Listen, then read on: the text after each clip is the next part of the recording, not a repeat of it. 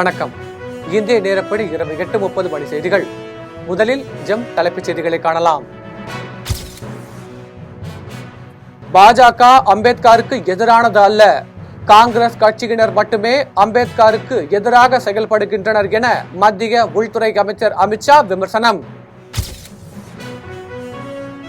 அம்பேத்கர் குறித்து மத்திய அமைச்சர் அமித்ஷா பேசியதற்கு தமிழக துணை முதலமைச்சர் உதயநிதி ஸ்டாலின் கண்டனம். அம்பேத்கரை அவமதித்த மத்திய உள்துறை அமைச்சர் அமித்ஷா மன்னிப்பு கேட்க வேண்டும், நாடாளுமன்ற எதிர்க்கட்சி தலைவர் ராகுல் காந்தி கண்டனம்.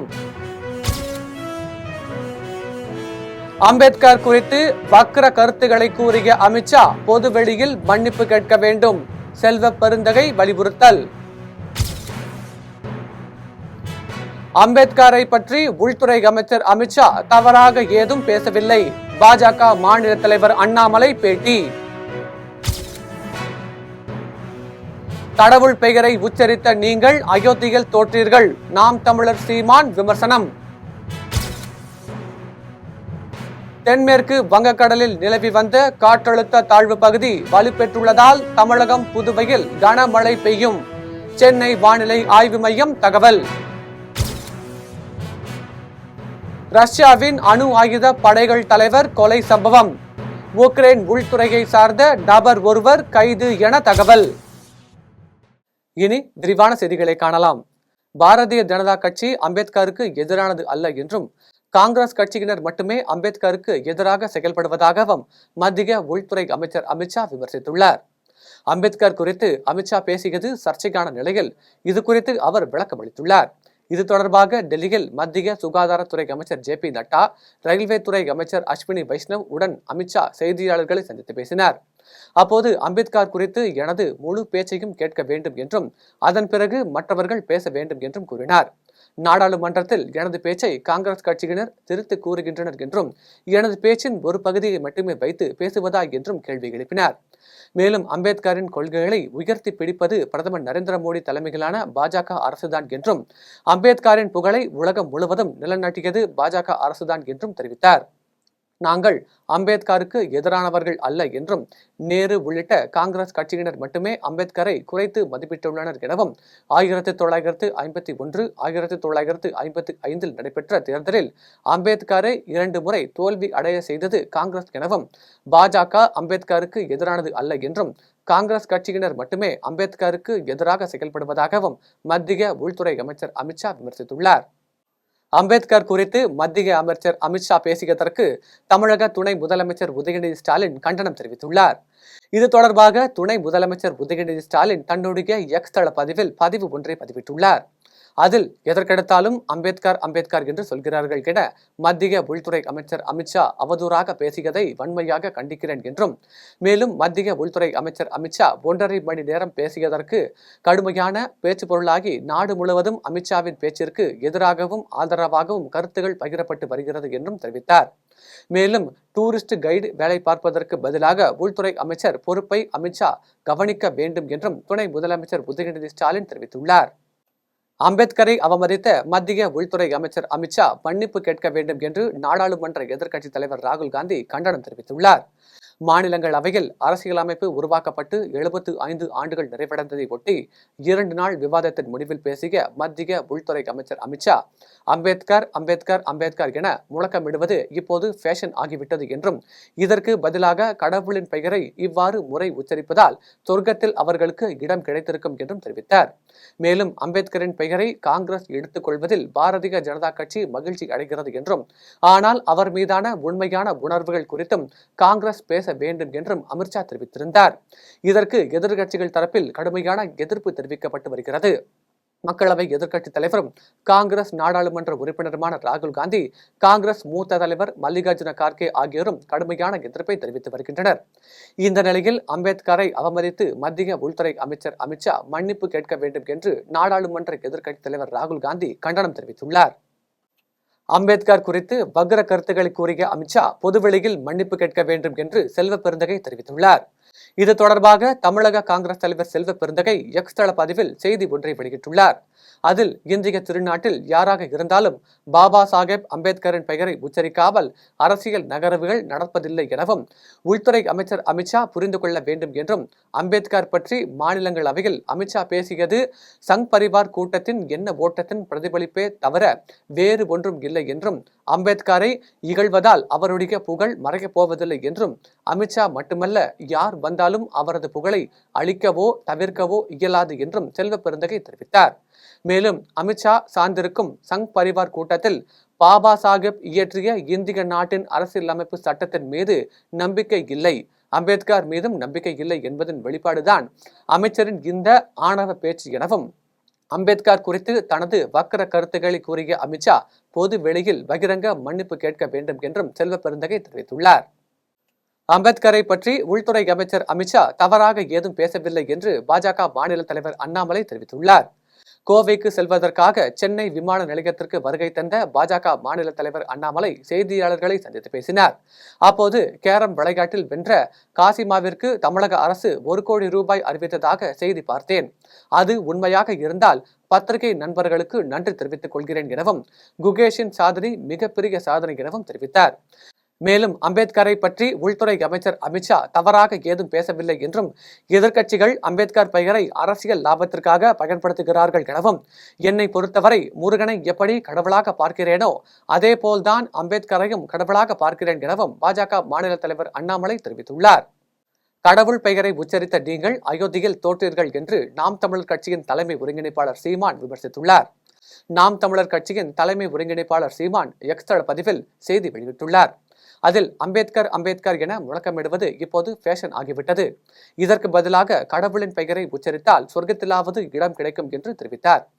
மேலும் மத்திய உள்துறை அமைச்சர் அமித்ஷா உயிரோடு இருக்கும்போது சோறு தராத கடவுள் செத்த பிறகு சொர்க்கம் தரும் என்பதை எப்படி நம்ப முடியும் எனவும், சொர்க்கம் இருக்கிறதா இல்லையா என்பது யாருக்கும் தெரியாது என்றும், ஆனால் அறிவு ஆசான் அண்ணல் அம்பேத்கர் பெயரை சொன்னால் வாழும் பூமியே சொர்க்கமாக மாற்ற முடியும் என்றும், அதற்காக வாழ்ந்து வழிகாட்டிய பெருந்தகை அண்ணல் அம்பேத்கரின் அழகும் நிறைவும் கொன்ற வாழ்க்கையை சொர்க்கத்தில் அல்லது நாம் வாழ்கின்ற பூமியில் படைக்க பாடுபடுகிறேன் என்றும் நாம் தமிழர் சீமான் தெரிவித்துள்ளார்.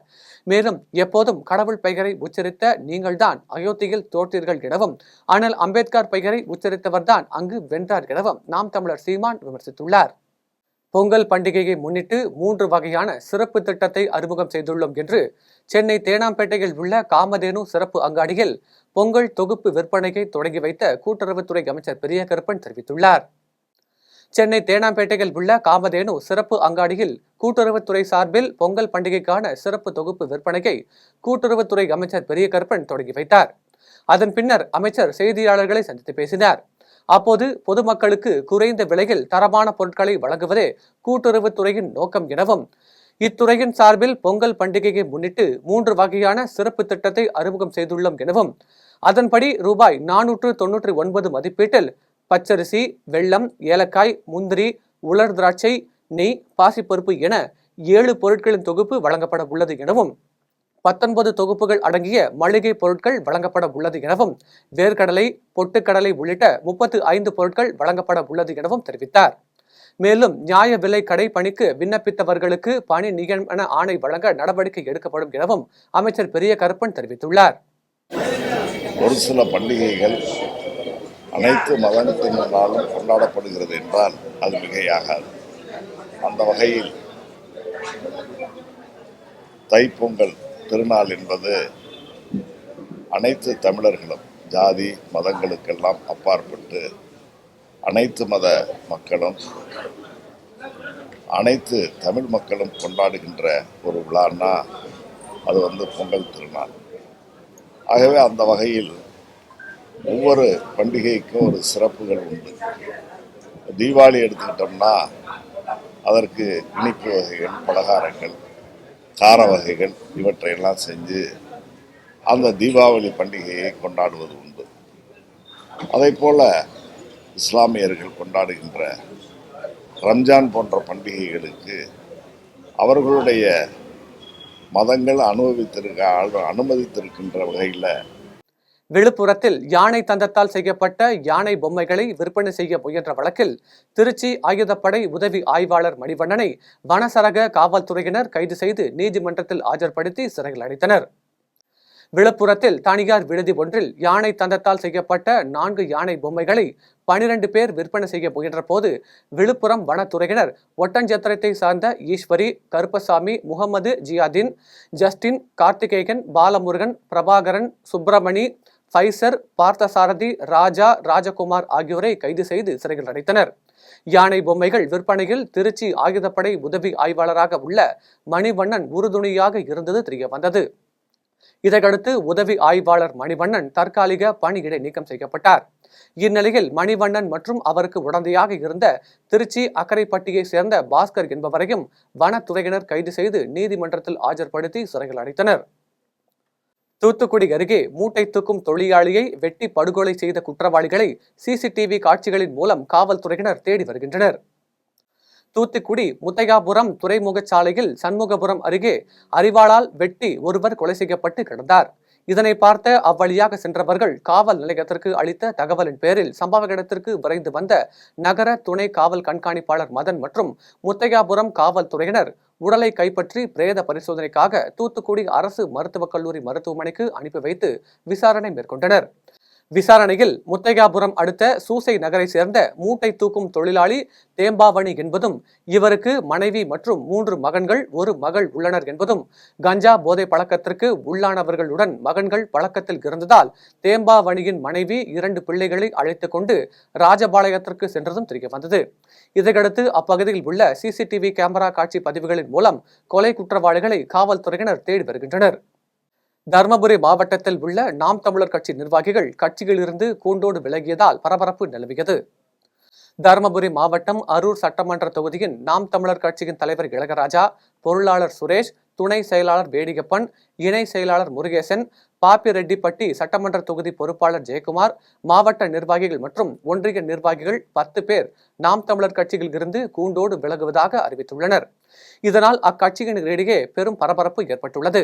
இந்த நிலையில் நாம் தமிழர் கட்சியின் தலைவர் இளையராஜா செய்தியாளர்களை சந்தித்து பேசினார். அப்போது கடந்த 7 ஆண்டுகளாக நாம் தமிழர் கட்சியில் பயணித்து வந்ததாகவும், பல்வேறு வெறுப்புகளுக்கு இடையே பயணம் செய்துள்ளோம் என்றும், தற்போது ஆண்ட கட்சி ஆளுகின்ற கட்சிகளை நாம் தமிழர் கட்சியின் தலைமை ஒருங்கிணைப்பாளர் சீமான் தரக்குறைவாக பேசி வருவதால் கட்சியில் இருந்து கூண்டோடு விலகுவதாக இளையராஜா தெரிவித்துள்ளார். மணிப்பூர் கலவரத்தால் பாதிக்கப்பட்ட மக்களை கடந்த 1.5 ஆண்டுகளாக பிரதமர் நரேந்திர மோடி நேரில் சென்று சந்திக்காததை கண்டித்து தமிழக காங்கிரஸ் கமிட்டி தலைவர் செல்வ பெருந்தகை தலைமையில் காங்கிரஸ் கட்சியினர் முற்றுகை போராட்டத்தில் ஈடுபட்டனர். அமெரிக்க நீதிமன்றத்தால் குற்றம் சாட்டப்பட்டுள்ள அதானியின் ஊழல் மோசடிகள் குறித்தும், மணிப்பூர் கலவரத்தில் பாதிக்கப்பட்ட மக்களை கடந்த 1.5 ஆண்டுகளாக பிரதமர் நரேந்திர மோடி நேரில் சென்று சந்திக்காதது குறித்தும், இது குறித்து நாடாளுமன்றத்தில் பேசுவதற்கு அனுமதி மறுக்கப்பட்டதை கண்டித்தும் அகில இந்திய காங்கிரஸ் கமிட்டியின் அறிவுறுத்தலின்படி தமிழக காங்கிரஸ் கமிட்டி தலைவர் செல்வ பெருந்தகை தலைமையில் சட்டமன்ற உறுப்பினர்கள், ஏராளமான காங்கிரஸ் கட்சி நிர்வாகிகள் சென்னை ஆளுநர் மாளிகையை முற்றுகையிட்டு போராட்டத்தில் ஈடுபட்டனர். இதில் சென்னை, திருவள்ளூர், காஞ்சிபுரம் உள்ளிட்ட மாவட்டங்களைச் சேர்ந்த காங்கிரஸ் கட்சி நிர்வாகிகள் கலந்து கொண்டனர். போராட்டத்தை தொடர்ந்து செல்வ பெருந்தகை செய்தியாளர்களை சந்தித்து பேசினார். அப்போது சாதாரண மனிதர்கள் தவறு செய்தால் சிபிஐ, வருமான வரித்துறையினர் சோதனைகள் செய்கிறார்கள். ஆனால் அதானி மீது இத்தனை குற்றச்சாட்டுகள் இருந்தும் அவர் மீது மத்திய அரசு நடவடிக்கை எடுக்க தயங்குவது ஏன் என கேள்வி எழுப்பினார். ஆளுநர் மாளிகை முற்றுகை போராட்டம், அதானி மீதான ஊழலை விசாரிக்கவும், மணிப்பூர் கலவரத்தை தூண்டிவிடுகின்ற RSS பாஜகவை கண்டித்தும் மணிப்பூரில் அமைதி ஏற்படுத்த வேண்டும் என்ற அடிப்படையில் எங்களுடைய அகில இந்திய காங்கிரஸ் கமிட்டியினுடைய வழிகாட்டுதலில் இன்று இந்தியா முழுவதும் தலைநகரங்களில் ஆளுநர் மாளிகை முற்றுகை போராட்டம் நடந்து கொண்டிருக்கிறது. சாதாரண ஆட்கள் ஒரு தவறு செய்தார்கள் என்றாலும், அரசியல் ரீதியாக பழிவாங்க வேண்டும் என்று நினைத்தாலும், சிபிஐ, அமலாக்கத்துறை, மத்திய வருவாய்த்துறை, இன்கம் டாக்ஸ் சோதனை என்ற அடிப்படையில் ரைடு செய்கிறார்கள். அதானி மீது இவ்வளவு குற்றச்சாட்டுகள் இருந்தும், உலக நாடுகள் எல்லாம் குற்றச்சாட்டு நடத்தியும் எதற்காக அவர் மீது நடவடிக்கை எடுக்கவில்லை என்பதுதான் இந்த போராட்டத்தினுடைய கரு. நாடாளுமன்றத்தில் எதிர்க்கட்சி தலைவராக இருக்கின்ற எங்கள் தலைவர் ராகுல் காந்தி அவர்கள் தொடர்ந்து ஜேபிசி விசாரணை வேண்டும், கூட்டு நாடாளுமன்ற குழு விசாரணை தேவை என்று குரல் கொடுத்துக் கொண்டிருக்கிறார். அதை யாரும் செவிசாய்க்க மறுதளிக்கிறார்கள். எதற்காக? இந்த ஆணவமும் அகம்பாவமும் இருக்கிறது. இந்திய நாட்டு மக்களுக்கு என்ன நடக்கிறது இந்த தேசத்தில்? அதானி மீது ஏன் தொடர்ந்து பல்வேறு கட்சிகள் குற்றம் சாட்டுகின்றன? உலக நாடுகள் அமெரிக்காவில வழக்கு. அரக்கோணம் ரயில் நிலையத்தில் உள்ள அரக்கோணம் ரயில்வே அஞ்சல் சேவை அலுவலகத்தை மூடும் முடிவை மத்திய அரசு உடனடியாக கைவிட வேண்டும் என வலியுறுத்தி ரயில் நிலையம் எதிரே பல்வேறு அமைப்பினர் மற்றும் தபால் ஊழியர்கள் கண்டன ஆர்ப்பாட்டத்தில் ஈடுபட்டனர். ராணிப்பேட்டை மாவட்டம் அரக்கோணம் ரயில் நிலையத்தில் நூற்றாண்டுகளுக்கு மேலாக RMS எனப்படும் ரயில்வே அஞ்சல் சேவை செயல்பட்டு வருகிறது. அதன் மூலம் அரக்கோணம் பொதுமக்கள் மட்டுமல்லாது ரயில் பணியாளர்கள், கடற்படை விமான தளம், தேசிய பேரிடர் மீட்பு படை, மத்திய தொழில் பாதுகாப்பு படை வீரர்கள், கல்லூரி மாணவர்கள் என பல தரப்பினரும் தபால்களை துரிதமாக அனுப்புவதற்கு ரயில்வே அஞ்சல் சேவை மையத்தை நாடி வருகின்றனர். மேலும் காஞ்சிபுரம், திருவள்ளூர் மற்றும் ராணிப்பேட்டை மாவட்டத்தில் செயல்படும் தபால் நிலையங்களில் சேகரிக்கப்படும் தபால்கள் அரக்கோணம் ரயில்வே அஞ்சல் சேவை அலுவலகத்திற்கு கொண்டுவரப்பட்டு ரயில்கள் மூலம் பிற ஊர்களுக்கு அனுப்பப்பட்டு வருகிறது. இந்த நிலையில் மத்திய அரசு அரக்கோணம் ரயில்வே அஞ்சல் சேவை மையத்தை மூடிவிட்டு காட்பாடி மையத்துடன் இணைக்கப் போவதாக அறிவித்துள்ளது. இந்த அறிவிப்பை உடனே கைவிட வேண்டும் என வலியுறுத்தி தேசிய தபால் ஊழியர்கள் சங்கம், அரக்கோணம் நகர பொதுமக்கள் மற்றும் பல்வேறு பொது நல சங்கங்கள் இணைந்து அரக்கோணம் ரயில் நிலையம் எதிரே மத்திய அரசை கண்டித்து கண்டன ஆர்ப்பாட்டத்தில் ஈடுபட்டனர். கொண்டு போய் அது டெலிவரியாக மாறிவிடுகிறது. இது இங்கிருந்து அடுத்த அலுவலகத்துக்கு மாற்றப்படுமானால் பொதுமக்களுக்கு பாதிப்பை ஏற்படுத்தும். அது மட்டுமல்லாமல் ஒட்டுமொத்த சேவையும் இதில் குண்டி போய்விடும் என்பது காரணமாக இருக்கிறது. மேலும் இந்த அஞ்சல் சேவையானது தொடர்ந்து இங்கே செயல்பட அரக்கோணம் RMS மீண்டும் இங்கு இயங்க எங்களுடைய ஐசிஎச்சாக தரம் உயர்த்தி தொடர்ந்து இங்கு அரக்கோணம் RMS செயலாக்கத்தில் வர நாங்கள் இங்கு JCA சார்பாக, NFP, FNPO சார்பாக இங்கு ஒரு அழுத்தத்தை, கண்டன ஆர்ப்பாட்டத்தை ஏற்படுத்திக் கொண்டிருக்கிறோம். இது இந்த மத்திய அரசு செவிசாய்த்து கேட்டு இந்த 93 அலுவலகங்களை மூடப்பட்ட அனைத்தும் மீண்டுமாக அங்கங்கே RMSல் செயல்பட தொடங்க வேண்டும். அனைத்தும் ஐசிஎச்சாக உயர்த்தப்பட்டு தொடர்ந்து இந்த RMS சேவையை நிலுவை செய்ய வேண்டும் என்பதே எங்களுடைய வலுவான கோரிக்கையாக இருக்கிறது. நன்றி. திருவள்ளூர் கிழக்கு மாவட்ட ஆதி திராவிட நலக்குழு சார்பில் நடைபெற்ற நிகழ்ச்சியில் கும்மிடிப்பூண்டி சட்டமன்ற உறுப்பினர் கோவிந்தராஜன் பங்கேற்று பள்ளி மாணவர்களுக்கு கல்வி உபகரணங்களை வழங்கினார். தமிழக துணை முதலமைச்சரும் திமுக இளைஞரணி செயலாளருமான உதயநிதி ஸ்டாலின் பிறந்தநாளை ஒட்டி திருவள்ளூர் கிழக்கு மாவட்ட ஆதி திராவிட நலக்குழு சார்பில் ஏனம்பாக்கம் ஊராட்சியில் உள்ள பள்ளி மாணவர்களுக்கு வாட்டர் பாட்டில், நோட்டு புத்தகம், பேனா, பென்சில் உள்ளிட்ட கல்வி உபகரணங்கள் வழங்கும் நிகழ்ச்சி நடைபெற்றது. மேல் மாளிகைப்பட்டு பள்ளி வளாகத்தில் நடைபெற்ற நிகழ்ச்சியில் மேல் மாளிகைப்பட்டு, ஏனம்பாக்கம் ஆகிய 2 பள்ளிகளில் படிக்கும் மாணவர்களுக்கு கல்வி உபகரணங்கள் வழங்கும் நிகழ்ச்சி நடைபெற்றது. நிகழ்ச்சிக்கு திருவள்ளூர் கிழக்கு மாவட்ட ஆதி திராவிட நலக்குழு அமைப்பாளர் ஏனம்பாக்கம் சம்பத் தலைமை தாங்கினார். இதில் எல்லாப்புரம் வடக்கு ஒன்றிய கழக செயலாளரும் தலைமை செயற்குழு உறுப்பினருமான PJ மூர்த்தி, திருவள்ளூர் கிழக்கு மாவட்ட கழக செயலாளரும் கும்மிடிப்பூண்டி சட்டமன்ற உறுப்பினருமான கோவிந்தராஜன் ஆகியோர் கலந்து கொண்டு பள்ளி மாணவர்களுக்கு கல்வி உபகரணங்களை வழங்கி சிறப்புரையாற்றினார். நிகழ்ச்சியில் ML ரவி, ரமேஷ், வெற்றி, ரவிக்குமார், ரவிச்சந்திரன், வழக்கறிஞர்கள் ஸ்ரீனிவாசன், முனுசாமி, தில்லைக்குமார், சிவசங்கர், சிவாஜி உட்பட திமுக நிர்வாகிகள் பலர் கலந்து கொண்டனர். நிகழ்ச்சியின் இறுதியில் தலைமை ஆசிரியர் ரங்கநாதன் நன்றி தெரிவித்தார். நாகர்கோவிலில் உள்ள மாவட்ட ஆட்சியர் அலுவலக வளாகத்தில் ஆட்சி மொழி சட்ட வாரத்திற்கான விழிப்புணர்வு பேரணி நடைபெற்றது. கன்னியாகுமரி மாவட்டம் நாகர்கோவிலில் உள்ள ஆட்சியர் அலுவலக வளாகத்தில் தமிழ் வளர்ச்சித்துறை சார்பில் ஆட்சி மொழி சட்ட வாரத்திற்கான விழிப்புணர்வு பேரணி நடைபெற்றது. இதனை மாநகராட்சி ஆணையர் நிஷாந்த் கிருஷ்ணா கொடியசைத்து துவக்கி வைத்தார். பேரணி ஆட்சியர் அலுவலகத்தில் இருந்து கிறிஸ்துவ மகளிர் கல்லூரி வரை சென்றது. பேரணியில் ஏராளமான கல்லூரி மாணவிகள் கலந்து கொண்டு ஆட்சி மொழி சட்ட வாரத்திற்கான விழிப்புணர்வு பதாகைகளை கையில் ஏந்தியபடி சென்று பொதுமக்கள் இடையே விழிப்புணர்வை ஏற்படுத்தினர். தேனி காணா விளக்கு மருத்துவ பரிசோதனையில் மருத்துவ பரிசோதனை முடித்த பிறகு சவுக்கு சங்கரை காவல்துறையினர் மதுரை போதைப் பொருள் தடுப்பு சிறப்பு நீதிமன்றத்தில் ஆஜர்படுத்த உள்ளனர். பெண் காவலர்களை அவதூறாக பேசிய வழக்கில் கோவை காவல்துறையினர் கடந்த மே மாதம் 4ஆம் தேதி தனியார் தங்கும் விடுதியில் யூடியூபர் சவுக்கு சங்கரை கைது செய்தனர். அப்போது விடுதி மற்றும் காரில் கஞ்சா பறிமுதல் செய்யப்பட்டு அவர் மீது வழக்கு பதிவு செய்தனர். இதனைத் தொடர்ந்து கஞ்சா கொடுத்ததாக சவுக்கு சங்கரின் உதவியாளர்கள் ராம் பிரபு, ராஜரத்னம், மகேந்திரன் ஆகியோரையும் காவல்துறையினர் கைது செய்தனர். அதன் பின்னர் செப்டம்பர் 25ஆம் தேதி சவுக்கு சங்கருக்கு உச்சநீதிமன்ற ஜாமீன் வழங்கி குண்டர் சட்டத்தை ரத்து செய்து உத்தரவிட்டது. வழக்கு தொடர்பாக ஜாமீனில் வெளியே வந்த சவுக்கு சங்கரை சென்னை தேனாம்பேட்டை காவல்துறையினர் மீண்டும் கைது செய்து மருத்துவ பரிசோதனைக்காக தேனி கானா விளக்கு மருத்துவமனைக்கு அழைத்துச் சென்றனர். மருத்துவ பரிசோதனை முடிந்த பிறகு சவுக்கு சங்கரை காவல்துறையினர் மதுரை NTPS நீதிமன்றத்துக்கு அழைத்துச் செல்ல உள்ளனர். திட்டக்குடி அருகே ஆற்று நீரில் மிதந்து கொண்டிருந்த முதியவரின் சடலத்தை மீட்டு போலீசார் விசாரணை மேற்கொண்டு வருகின்றனர். கடலூர் மாவட்டம் திட்டக்குடி அருகே வெள்ளாற்றில் சடலம் ஒன்று மிதந்து கொண்டிருப்பதாக அப்பகுதி மக்கள் போலீசாருக்கு தகவல் அளித்தனர். பின்னர் சம்பவ இடத்திற்கு வந்த போலீசார் மற்றும் தீயணைப்பு துறையினர் பொதுமக்களின் உதவியுடன் ஆற்றில் நடுவில் மிதந்து கொண்டிருந்த சடலத்தை மீட்டு போலீசார் விசாரணை நடத்தினர். இதில் இளமங்கலம் கிராமத்தை சேர்ந்த பெருமாள் என்ற முதியவர் என்பது தெரியவந்தது. இதையடுத்து முதியவரின் மரணம் குறித்து திட்டக்குடி போலீசார் வழக்கு பதிவு செய்து விசாரணை நடத்தி வருகின்றனர்.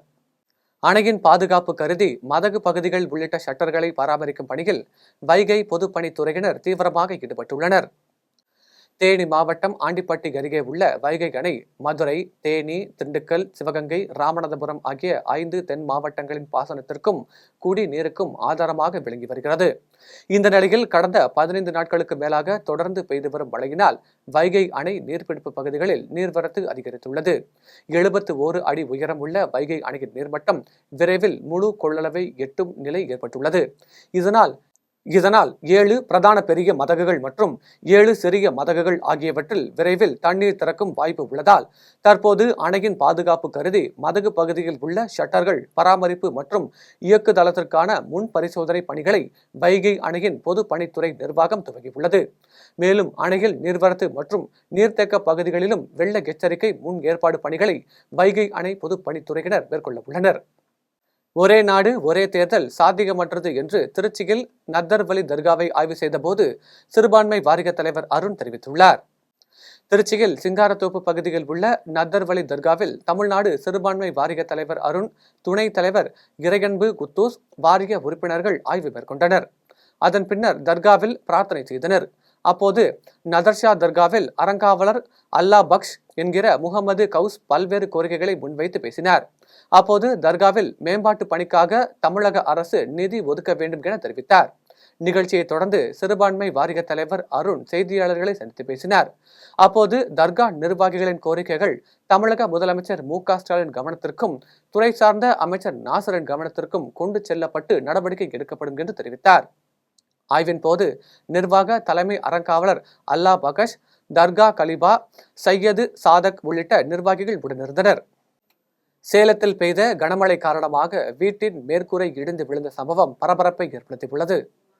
சேலம் மாவட்டம் கெங்கவல்லியை அடுத்த ஆணையம்பட்டி மாரியம்மன் கோவில் பின்புறம் பகுதியை சேர்ந்த கவிதா என்பவர் தனது தாய் பச்சையம்மாள், மகள் தர்ஷினி, மகன் பிரதாப் ஆகியோருடன் ஓட்டு வீட்டில் வசித்து வருகிறார்.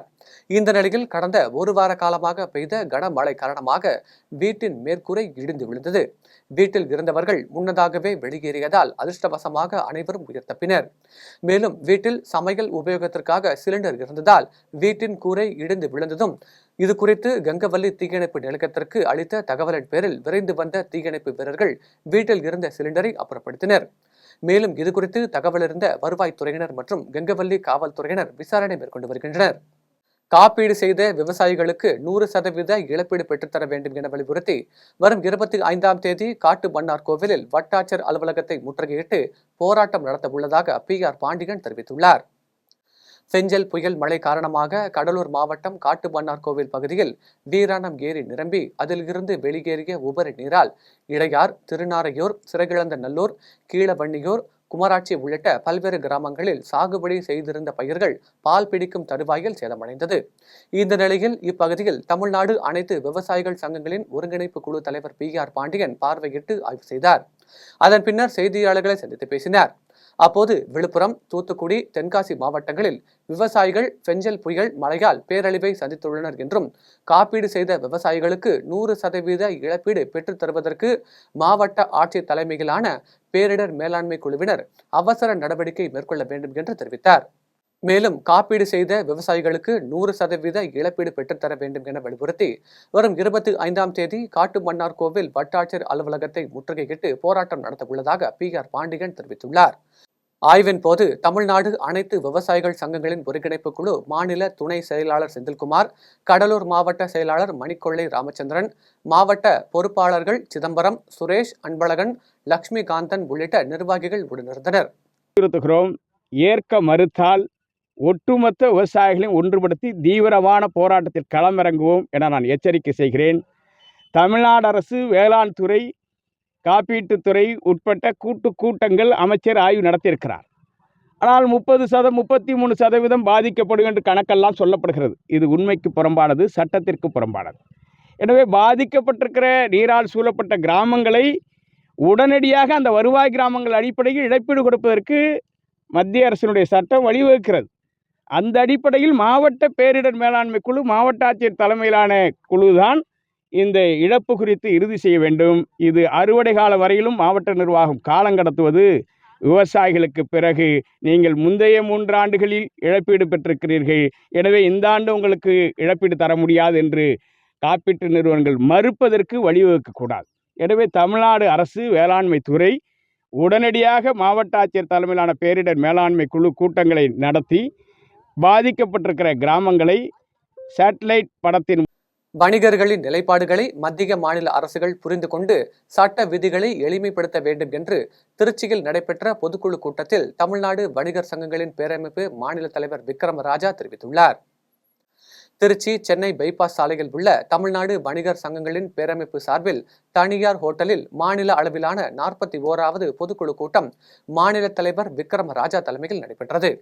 கூட்டத்தில் மாநில பொதுச் செயலாளர் கோவிந்தராஜுலு மற்றும் மாநில மாவட்ட நிர்வாகிகள் திரளாக கலந்து கொண்டனர்.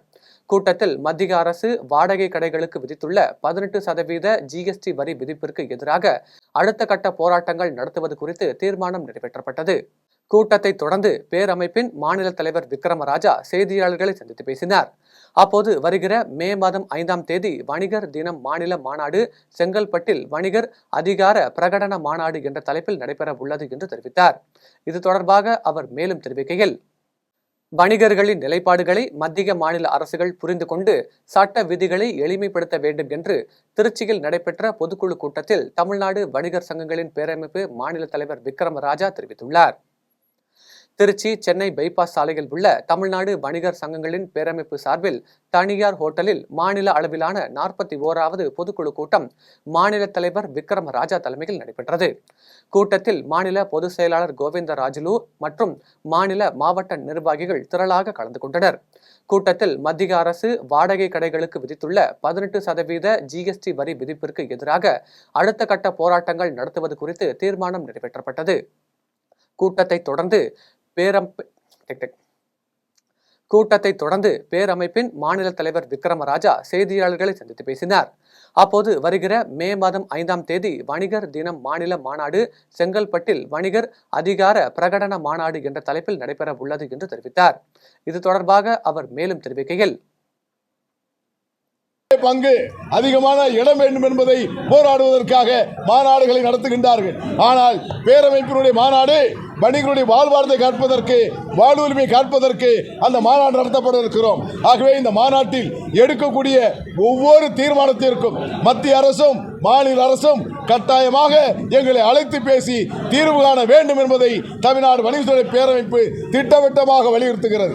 இந்த நிலை தொடர்மையானால் தமிழகத்திலே வியாபாரிகள் மத்தியிலே கடுமையான அதிருப்தியை கொந்தளிப்பை ஏற்படுத்தி இருக்கிறது. இது ஒரு காலகட்டத்தில் GST வரி விதிப்பு உட்பட நாடுதழுவிய கடடைப்பாக அறிவிக்கக்கூடிய நிலை ஏற்பட்டு விடும் என்பதை எச்சரிக்கை உணர்வோடு பதிவு செய்து கொள்கிறேன். ஆமாம்,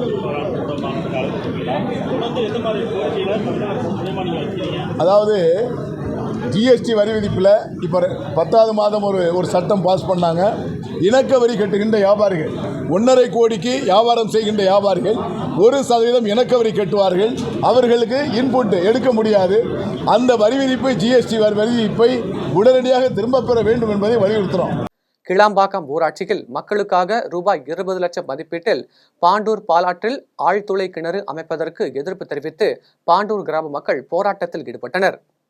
செங்கல்பட்டு மாவட்டம் திருக்கழுக்குன்றம் ஒன்றியத்திற்கு உட்பட்ட கிளாம்பாக்கம் ஊராட்சியில் 3000க்கும் மேற்பட்ட குடும்பத்தினர் வசித்து வருகின்றனர். இந்த நிலையில் குடிநீரில் பாறை துகள்கள் கலந்து வருவதால் குடிநீருக்கு திண்டாடிய மக்கள் பல முறை போராட்டம் நடத்தி குடிநீர் வசதி ஏற்படுத்த வேண்டும் என வலியுறுத்தினர். இப்பகுதி மக்களின் கோரிக்கையை ஏற்று ரூபாய் 20 லட்சம் மதிப்பீட்டில் பாண்டூர் பாலாற்றில் ஆழ்துளை கிணறு அமைக்க பொதுப்பணித்துறை அதிகாரிகள் பணிகளை மேற்கொண்டனர். இதற்கு எதிர்ப்பு தெரிவித்த பாண்டூர் பகுதி மக்கள் முதலில் எங்கள் கிராமத்தில் குடிநீர் வசதியை ஏற்படுத்திவிட்டு அடுத்ததாக கிளாம்பாக்கம் மக்களுக்கு குடிநீர் வசதியை ஏற்படுத்துங்கள் என போராட்டத்தில் ஈடுபட்டனர். இதனால் கிளாம்பாக்கம் மக்களுக்கும் பாண்டூர் மக்களுக்கும் ஏற்பட்ட தகராறில் 2 பெண்கள் காயமடைந்து சிகிச்சைக்காக செங்கல்பட்டு அரசு மருத்துவமனையில் அனுமதிக்கப்பட்டுள்ளனர். இதையடுத்து தகராறில் ஈடுபட்ட 30 பேரை காவல்துறையினர் கைது செய்தனர். குடியாத்தம் நகராட்சிக்கு உட்பட்ட புத்தகர் நகர் மற்றும் RS நகர் பகுதியில் உள்ள சமுதாய பொது கழிப்பிடங்களை ரூபாய் 15 லட்சம் மதிப்பீட்டில் புனரமைக்கும் பணியை நகரமன்ற தலைவர் சவுந்தரராஜன் தொடங்கி வைத்தார். வேலூர் மாவட்டம் குடியாத்தம் நகராட்சிக்கு உட்பட்ட புத்தூர் நகர் பகுதியில் உள்ள நகராட்சி சமுதாய கழிப்பிடம் சேதமடைந்துள்ளது. இந்த நிலையில் நகராட்சி நிதியில் இருந்து 7,50,000 மதிப்பீட்டில் கழிப்பிடம் புனரமைக்க நிதி ஒதுக்கீடு செய்யப்பட்டது. அதற்கான பூமி பூஜை போடும் நிகழ்ச்சி நடைபெற்றது. நிகழ்ச்சியில் நகரமன்ற தலைவர் சவுந்தரராஜன் கலந்து கொண்டு பூமி பூஜை போட்டு பணிகளை தொடங்கி வைத்தார். பின்னர் பார்வையிட்ட அவர் நிகழ்ச்சியில் நகரமன்ற உறுப்பினர் சிட்டிபாபு உள்ளிட்ட அதிகாரிகள் பலர் உடனிருந்தனர். இதேபோன்று RS நகர் பகுதியில் உள்ள சமுதாய கழிப்பிடத்தினை புனரமைக்க ரூபாய் 8 லட்சம் மதிப்பீட்டில் பூமி பூஜை போடும் நிகழ்ச்சி நடைபெற்றது.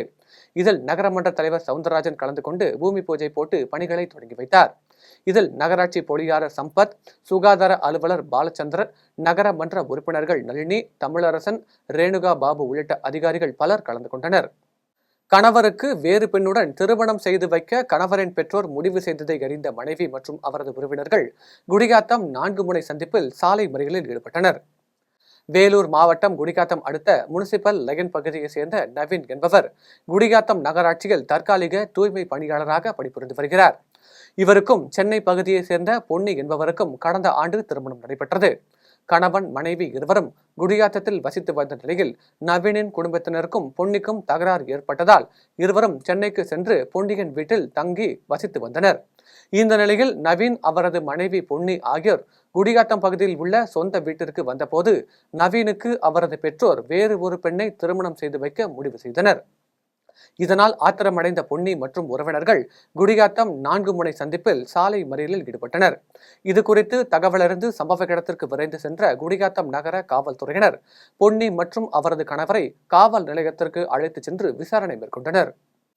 குன்னூர் VP தெருவில் அதிகாலையில் தனியாக இருக்கும் பெண்ணின் வீட்டை நோட்டமிட்டு கதவை தட்டி மிளகாய் பொடி வீசிய மர்ம நபரை காவல்துறையினர் தேடி வருகின்றனர்.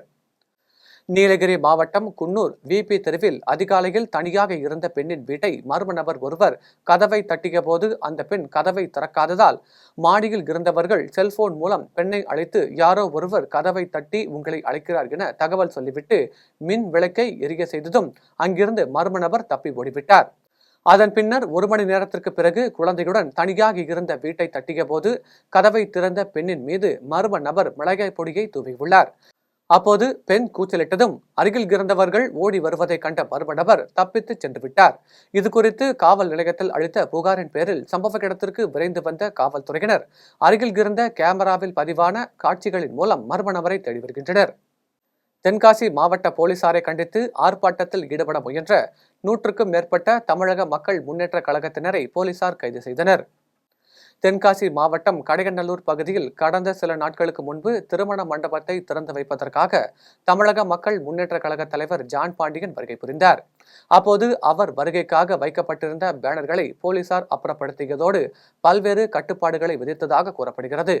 இந்த நிலையில் மாவட்ட போலீசார் வேண்டுமென்றே தங்கள் கட்சி தலைவருக்கு பல்வேறு கட்டுப்பாடுகள் விதிப்பதாக கூறி தென்காசி மாவட்ட ஆட்சியர் அலுவலகத்தை முற்றுகையிட்டு போராட்டம் நடத்த உள்ளதாக அறிவித்தனர்.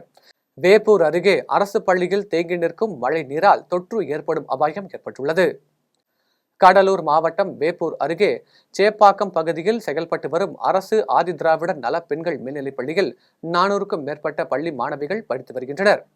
இந்த நிலையில் இப்பகுதியில் கடந்த வாரம் பெய்த தொடர் மழையினால் பள்ளி வளாகம் முழுவதும் மழைநீர் குளம் போல் தேங்கி காட்சியளிக்கிறது. இதனால் மாணவிகள் மற்றும் ஆசிரியர்கள் வகுப்பறைகளுக்கு செல்வதற்கு பெரும் சிரமப்பட்டு வருகின்றனர். மேலும் நோய் தொற்று ஏற்படும் அபாயம் உள்ளதால் உடனடியாக மாவட்ட நிர்வாகம் மழை நீரை அகற்றிட நடவடிக்கை எடுக்க வேண்டும் எனவும் பள்ளி வளாகத்தில் மழைநீர் தேங்காதவாறு வடிகால் வசதி அமைத்திட வேண்டும் என அப்பகுதி மக்கள் கோரிக்கை விடுத்துள்ளனர். ஈரோட்டில் நடைபெற்ற பேரூராட்சி மன்ற கூட்டத்தில் சில தீர்மானங்களுக்கு 9 திமுக கவுன்சிலர்கள் எதிர்ப்பு தெரிவித்து தங்களது இருக்கையில் அமர்ந்து காத்திருப்பு போராட்டத்தில் ஈடுபட்டனர். ஈரோடு மாவட்டம் அந்தியூர் அருகே உள்ள ஒலகடம் பேரூராட்சி 15வது வார்டு கவுன்சிலர்களுக்கான டிசம்பர் மாத பேரூராட்சி மன்ற கூட்டம் பேரூராட்சி தலைவர் வேலுச்சாமி தலைமையில் நடைபெற்றது. கூட்டத்தில் 15 தீர்மானங்கள் முன்வைக்கப்பட்டது. இதில் சில தீர்மானங்களுக்கு சில கவுன்சிலர்கள் எதிர்ப்பு தெரிவித்து பேரூராட்சி செயல் அலுவலர் மற்றும் தலைவர் துணைத் தலைவரிடம் வாக்குவாதத்தில் ஈடுபட்டனர். அப்போது கவுன்சிலர்களின் கேள்விக்கு முறையாக பதிலளிக்காமல் அவர்கள் எழுந்து தங்களது அறைக்கு சென்றனர். மேலும் அவர்களுக்கு ஆதரவாக 4 கவுன்சிலர்கள் கூட்ட அரங்கை விட்டு வெளியேறினர். இந்த நிலையில் மீதமுள்ள 9 திமுக கவுன்சிலர்கள் தங்களது இருக்கையில் அமர்ந்து காத்திருப்பு போராட்டத்தில் ஈடுபட்டு தங்களது கோரிக்கைகளை வலியுறுத்தி செயல் அலுவலரிடம் மனு அளித்தனர். இனி வருவது உலக செய்திகள்.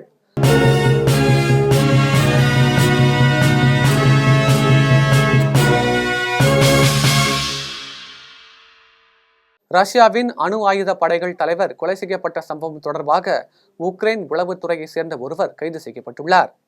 ரஷ்யாவின் தலைநகராக மாஸ்கோவில் உள்ள ஒரு அடுக்குமாடி குடியிருப்பு அருகே இருசக்கர வாகனத்தில் மறைத்து வைக்கப்பட்டிருந்த வெடிகுண்டு நேற்று அதிகாலை வெடித்தது.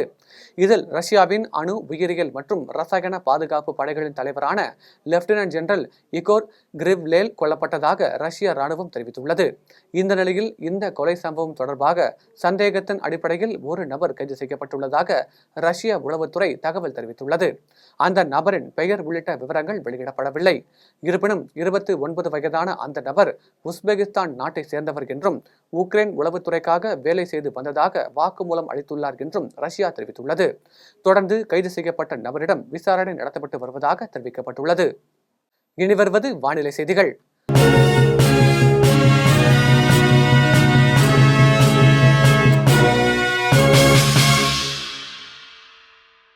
தமிழகத்தில் 13 மாவட்டங்களில் இன்று மழைக்கு வாய்ப்புள்ளதாக வானிலை ஆய்வு மையம் தெரிவித்துள்ளது.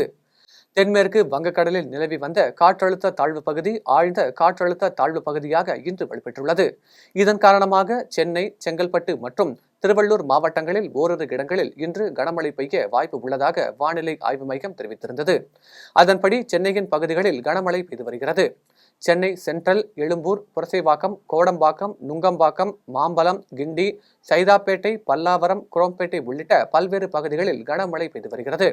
இந்த நிலையில் தமிழகத்தின் 13 மாவட்டங்களில் இன்று மழைக்கு வாய்ப்புள்ளதாக வானிலை ஆய்வு மையம் தெரிவித்துள்ளது. அதன்படி சென்னை, செங்கல்பட்டு, காஞ்சிபுரம், திருவள்ளூர், ராணிப்பேட்டை, வேலூர், திருப்பத்தூர், தர்மபுரி, திருவண்ணாமலை, விழுப்புரம், கள்ளக்குறிச்சி, கடலூர், கன்னியாகுமரி ஆகிய மாவட்டங்களில் மிதமானது முதல் கனமழை பெய்யக்கூடும் என்று தெரிவித்துள்ளது. மீண்டும் தலைப்புச் செய்திகள். பாஜக அம்பேத்கருக்கு எதிரானது அல்ல, காங்கிரஸ் கட்சியினர் மட்டுமே அம்பேத்கருக்கு எதிராக செயல்படுகின்றனர் என மத்திய உள்துறை அமைச்சர் அமித்ஷா விமர்சனம். அம்பேத்கர் குறித்து மத்திய அமைச்சர் அமித்ஷா பேசியதற்கு தமிழக துணை முதலமைச்சர் உதயநிதி ஸ்டாலின் கண்டனம். அம்பேத்கரை அவமதித்த மத்திய உள்துறை அமைச்சர் அமித்ஷா மன்னிப்பு கேட்க வேண்டும். நாடாளுமன்ற எதிர்க்கட்சி தலைவர் ராகுல் காந்தி கண்டனம். அம்பேத்கர் குறித்து வக்ர கருத்துக்களை கூறிய அமித்ஷா பொதுவெளியில் மன்னிப்பு கேட்க வேண்டும். செல்வ பெருந்தகை வலியுறுத்தல். அம்பேத்கரை பற்றி உள்துறை அமைச்சர் அமித்ஷா தவறாக ஏதும் பேசவில்லை. பாஜக மாநில தலைவர் அண்ணாமலை பேட்டி. கடவுள் பெயரை உச்சரித்த நீங்கள் அயோத்தியில் தோற்றீர்கள், நாம் தமிழர் சீமான் விமர்சனம். தென்மேற்கு வங்கக்கடலில் நிலவி வந்த காற்றழுத்த தாழ்வு பகுதி வலுப்பெற்றுள்ளதால் தமிழகம், புதுவையில் கனமழை பெய்யும். சென்னை வானிலை ஆய்வு மையம் தகவல். ரஷ்யாவின் அணு ஆயுத படைகள் தலைவர் கொலை சம்பவம். உக்ரைன் உள்துறையை சார்ந்த நபர் ஒருவர் கைது என தகவல். இத்துடன் ஜெம் செய்திகள் நிறைவடைகின்றன. மீண்டும் ஜெம் செய்திகள் நள்ளிரவு 12 மணிக்கு. உடனுக்குடன் செய்திகளுக்கான GemLive.tv என்ற இணையதளத்தில் இணைந்திருங்கள். நன்றி, வணக்கம்.